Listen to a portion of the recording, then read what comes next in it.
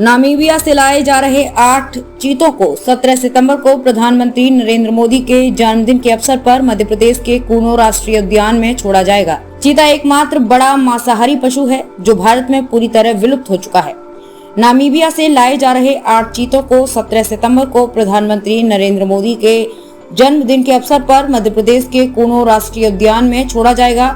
चीता एकमात्र बड़ा मांसाहारी पशु है जो भारत में पूरी तरह से विलुप्त हो चुका है। जानकारों का कहना है कि चीता शब्द संस्कृत के चित्रक शब्द से आया है, जिसका अर्थ चित्तीदार होता है।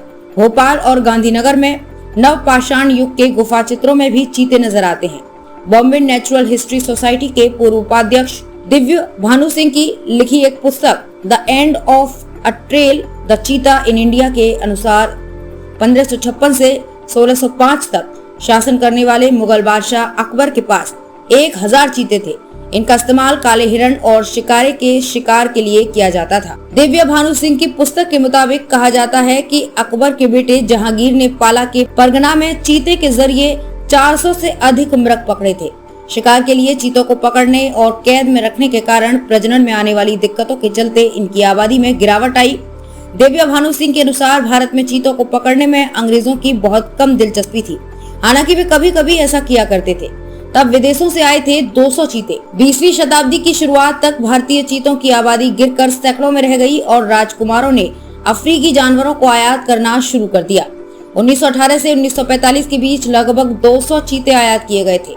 अंग्रेजों के भारत से जाने और रियासतों के एकीकरण के बाद भारतीय चीतों की संख्या कम होने के साथ साथ इनसे किए जाने वाले शिकार का चलन भी खत्म हो गया। 1970 के दशक में फिर शुरू हुई चीतों को लाने की पहल। साल 1952 में स्वतंत्र भारत में वन्य जीव बोर्ड की पहली बैठक में सरकार ने मध्य भारत में चीतों की सुरक्षा को विशेष प्राथमिकता देने का आह्वान करते हुए इनके संरक्षण के लिए साहसिक प्रयोगों का सुझाव दिया था।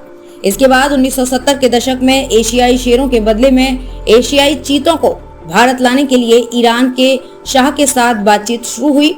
ईरान ने एशियाई चीतों की कम आबादी और अफ्रीकी चीतों के साथ इनकी आनुवंशिक समानता को ध्यान में रखते हुए भारत में अफ्रीकी चीते लाने का फैसला किया गया। चीतों को देश में लाने की कोशिशें साल 2009 में फिर से जिंदा हुई। साल 2010 और 2012 के बीच 10 स्थलों का सर्वेक्षण किया गया था।